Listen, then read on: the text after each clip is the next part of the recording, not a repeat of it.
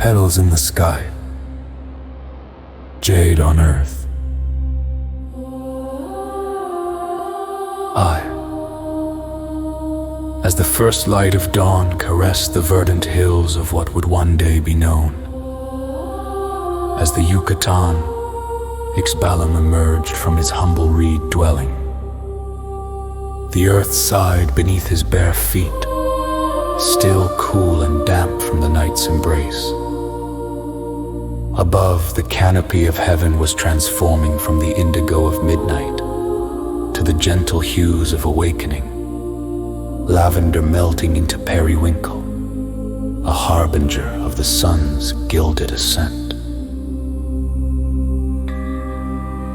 Ixbalam, a guardian chosen by his people for his wisdom and steadfast heart, moved with reverence as he approached the sacred altar nestled at the edge of the jungle.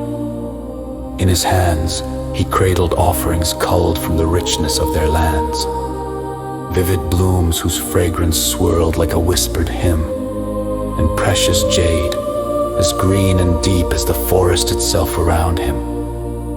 The calls of exotic birds filled the air, weaving a tapestry of sound that heralded the day's potential. With each step, Ixbalam offered a silent prayer, his very essence in tune with the rhythm of life around him. O great Tohil, god of the sun and provider of warmth, accept my tribute, he murmured, his voice but a quiver among the leaves. And you, Kukulkan, lord of the winds and sky's embrace, guide our spirits in harmony. Yet amid this serene dawn, a shadow lurked, an ominous presence that curled like smoke around the edges of the light. The threat of war lingered in the air, palpable and electric. They were days of tension where allegiances shifted as the clouds all around him. Rumors flew like arrows, piercing the hearts of warriors and peacekeepers alike. Ixbalam stood at the altar, his soul a battleground of fear and hope. In the east the sun edged higher, a golden coin tossed into a waking world. But as he lifted his gaze to where the sky bore against the earth, he saw them, arrows dark and innumerable, carving paths across the heavens. Their silent trajectories etched shadows upon the dawn's canvas, each an exhalation of conflict, a testament to man's fury. His breath caught, not from surprise, for the signs had been woven into his dreams, but from the convergence of choice and fate. Hands trembling, he laid his offerings down, each flower a plea for peace, each stone a vow of courage. In darkness or light, I surrender my fear, he whispered, voice steady with resolve, as tribute to whichever path the gods may direct us. Ixbalam closed his eyes, the world dissolving into a symphony of sensation. He felt the earth breathe beneath him, sensed the weight of the sky above, the timeless watch of the stars that still lingered. Hidden beyond the morning haze in this sacred space between thought and action, he sought the balance of power and grace, a duality without which no day could break.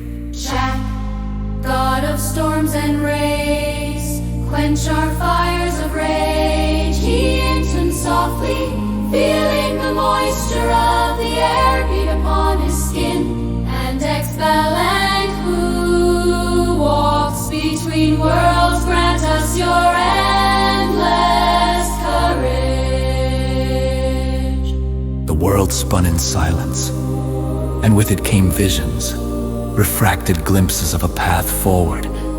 He saw warriors laying down their arms, mothers cradling their young beneath the sky's unstinting gaze, and laughter ringing out as hope revived in the hearts of those who had long forgotten its song.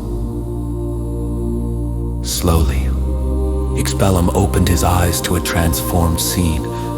The arrows, having flown their indeterminate courses, now lay silent, forgotten among the canopy of jungle and sky. The sun, having emerged triumphant, bathed the world in its radiant embrace, scattering gold onto the earth and igniting life with an incandescent touch. A gentle breeze swept through the clearing, carrying away the last vestiges of lingering doubt. Ixbalam stood taller, feeling the burden of his fear fall away, replaced by a tranquil certainty today. The gods had whispered their benedictions into the very marrow of existence.